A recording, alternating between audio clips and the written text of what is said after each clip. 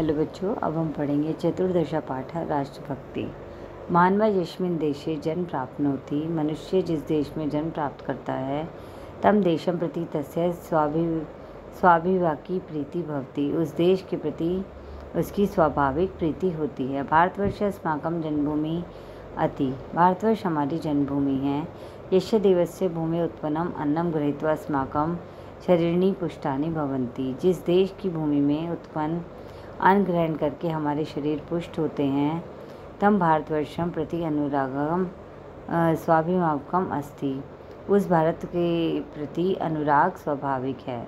अस्माकं भारत देशे अनेक देशभक्ता जन्म अलभ्यत।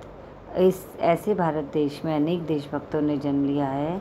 ये च सर्वमपि मुखम तृणवत् परिताज्यते जीवन पर्यंतम देशस्य सेवां कृतवन्तः।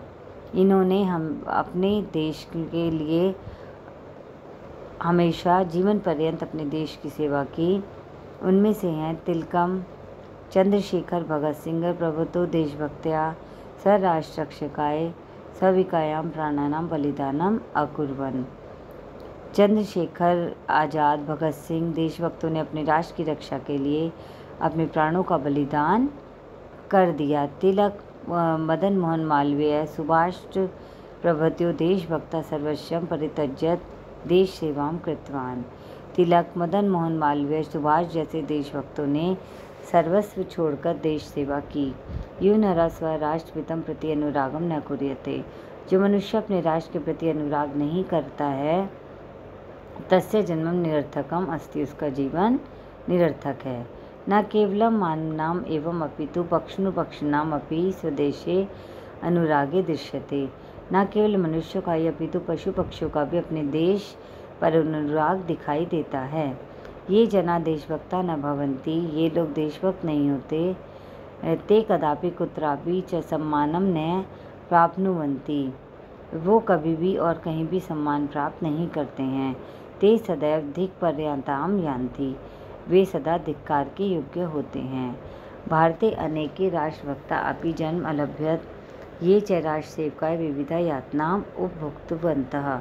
भारत में अनेक राष्ट्रभक्तों ने जन्म लिया जिन्होंने राष्ट्र की सेवा के लिए विविध यातनाएं भोगी। बहवः तु प्राणदंडम अपि माल्यवत् शिरसि धारण्यम अकुर्वन्। और बहुतों ने तो प्राणदंड भी माला के समान सिर पर धारण किया। अतः अस्माकम् अपि कर्तव्यम् अस्ति यत् वयं देववत् स्वराष्ट्रस्य सेवायां कुर्वयाम। इसलिए हमारा कर्तव्य है कि हम अपने देवों के समान अपने राष्ट्र की सेवा करें। यदि कदाचित कश्मीर शत्रु देश अस्माकं देश शौर्य आक्रमण कुर्यात्। यदि कभी कोई शत्रु देश हमारे देश के ऊपर आक्रमण करे तदा वयं प्राणपणेनापि स्वदेशभक्त्या स्वतंत्रायाश्च रक्षां कुर्वान्। तो हमें अपने प्राणपण से अपने देश की रक्षा करनी चाहिए। इयमेव देशभक्ता यया प्रेरिता वयं स्वदेशं प्रति स्वकर्तव्यं पूरयतः मातृभूते ऋणात् मुक्ता भवन्तु शक्नुमः।